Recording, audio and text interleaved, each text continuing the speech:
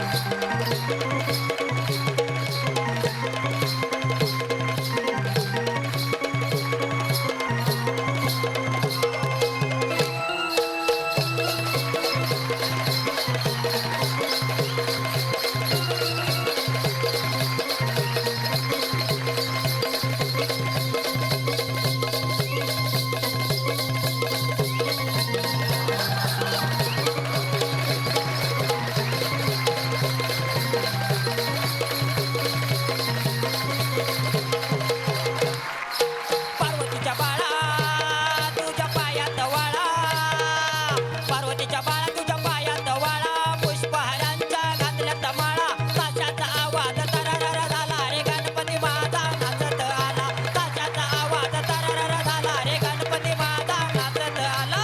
ताशाचा आवाज तररर झाला रे गणपती माझा नाचत आला, ताशाचा आवाज तररर झाला रे गणपती माझा नाचत आला. गणपती बाप्पा मोरया. नमस्कार, सुस्वागतम. कसे आहात सगळे? मजेत ना, प्रसन्न ना? आणि किती मोदक खाल्लेत? जपून मोदक खा असं अजिबात म्हणणार नाहीये. भरपूर खा, कारण सण आपला आहे. पुन्हा एकदा स्वागत आहे तुमच्या कार्यक्रमात, ज्याचं नाव आहे चला हवा येऊ द्या. मंडळी, काल आमच्या विनंतीला मान देऊन हे सगळे दिग्गज गायक आमच्या वाडीमध्ये आलेले होते आणि ते आजही आपल्यासोबत असणार आहेत. पुन्हा एकदा मी सगळ्यांचं मनापासून स्वागत करतो. रवींद्र सर, अनेक सिनेमांमधून तुम्ही गाणी गायलेली आहेत, वेगवेगळी गाणी. पण एखादं असं गाणं आठवतंय जे गाताना थोडंसं अवघड होतं किंवा त्याच्या आजूबाजूला एखादा किस्सा घडला होता? तसं सामना चित्रपटातलं सांगता येईल. सामना चित्रपटामध्ये असं झालं की एक गाणं झालं. त्या दिवशी 2 गाणी मेहबूब स्टुडिओमध्ये रेकॉर्ड होणार होती. त्यातलं पहिलं गाणं होतं ते डॉक्टर लागू, उषा मंगेशकर आणि मी असं एक गाणं होतं. कुणीतरी अशी पटापट गंमत आम्हा सांगेल काय, या टोपीखाली दडलंय काय, असं गाणं. ते आम्ही गायलो आणि गायल्यानंतर लता दीदींचं गाणं होतं सख्या रे घायाळ मी हरिणी. हो. ते गाणं गाण्यासाठी आम्ही सगळे वाट बघत होतो, परंतु दीदींचा फोन आला की तुम्ही ट्रॅक रेकॉर्ड करा, त्याच्यावरती मी गाईन नंतर. आता आयत्या वेळे कोण गाण्यासाठी बोलवायचं, तर त्याच्याऐवजी मला भास्कर चंदावरकरांचं म्युझिक होतं आणि ते फिल्म इन्स्टिट्यूटला मला प्रोफेसर ऑफ म्युझिक होते. तर त्यांनी मला म्हणले, रवी तू ट्रॅकसाठी गाशील का? तर मी म्हटलं गातो. आणि त्याची चालही मला माहिती नव्हती, कारण मी तोपर्यंत टेलिव्हिजनला रुजू झालो होतो नोकरीसाठी. ही 74 सालची गोष्ट आहे. तर मला त्यांनी गाणं शिकवलं. मी अर्ध्या पाऊण तासात ते गाणं कसं बसं आत्मसात केलं आणि ते मी ट्रॅकसाठी गायलो. आणि जेव्हा ट्रॅक उत्तम आला, झाला रेकॉर्ड, त्यावेळी त्यांनी सांगितलं की आता बस, कारण ते माझं गाणं नव्हतंच. पण खरी गोष्ट नंतरची आहे की त्यावेळी ॲक्च्युली एच एम व्हीला एक गाणं कमी पडलं.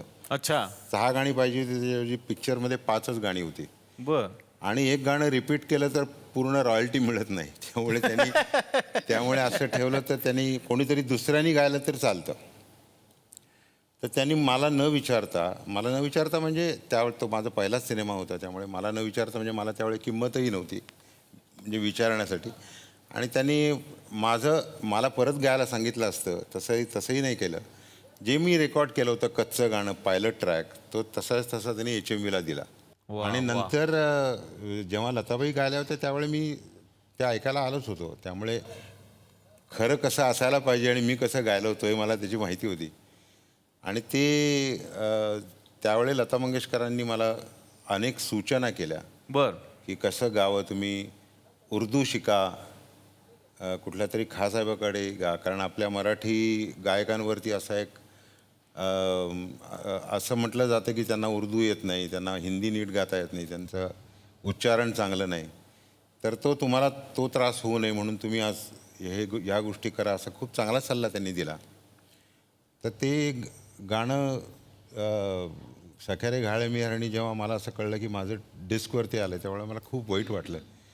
मग ते दुःख हलकं करण्यासाठी मी कधी कधी माझ्या प्रोग्राममध्ये ते मुद्दामून गातो. मग आम्हाला ऐकायला तर नक्की आवडेल सर. हा महाल कसला रान झाडी दाट, अंधार रातीचा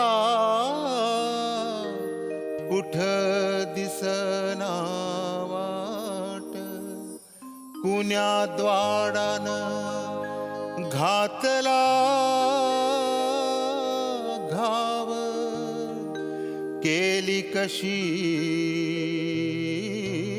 करणी वा सख्या रे सख्या रे सख्या रे घायाळ मी हरिणी, सख्या रे घायाळ मी हरिणी. वा वा क्या बात. अनुराधाजी तुमच्याकडे आता मी येणार आहे. सगळ्यांच्या घरामध्ये गणपती बाप्पांचं आगमन झालेलं आहे, पण तुमच्या घरामध्ये मी ऐकलंय तांदळाचे गणपती बाप्पा असतात. खरी गोष्ट आहे. आणि ही परंपरा आमच्याकडे जवळजवळ मला वाटतं 100हून अधिक वर्ष ही परंपरा चालत आलेली. आमच्याकडे तांदळाचा गणपती म्हणजे ज्याप्रमाणे आपण रांगोळी काढतो तर त्याच्याऐवजी तांदूळ, तर तांदळाने गणपतीचा आकार गणपती काढतो आम्ही. आणि त्याची अगदी जसं आपण गणपतीची जशी पूजा करतो तसंच 1.5 दिवसाचा गणपती असतो, तोच नैवेद्य वगैरे सगळं काही तेच. आणि विशेष मला सांगावंसं वाटतं की ज्यावेळेला गणपती काढतो त्यावेळेला तो एक म्हणजे पण जसं नॉर्मली काढू तसं त्याचा लुक असतो, पण जसं त्याला दुर्वा चढतात आणि जसं त्याची पूजा होते गणपती बाप्पाची, ते इतकं त्याच्यामध्ये खऱ्या अर्थाने आपण ज्याला म्हणतो की प्राणप्रतिष्ठा, तर इतकं त्याच्यामध्ये तेज येतं की खरोखरच मला आश्चर्य वाटतं. आणि ह्याच्या मागची भावना ही की आमच्या घरामध्ये गणपती आम्ही घराच्या बाहेर नाही काढत, आम्ही शिळवत म्हणजे विसर्जन करत नाही समुद्रावर जाऊन. आणि हा जो तांदळाचा गणपती असतो तो 1.5 दिवसानंतर गंगाळामध्ये घरामध्येच पाण्यामध्ये त्याचं विसर्जन करतो. वा वा वा. हवा येऊन द्या, चला हवा येऊन द्या, डोक्याला शॉट नको, हवा येऊन द्या. मी मराठी, झी मराठी.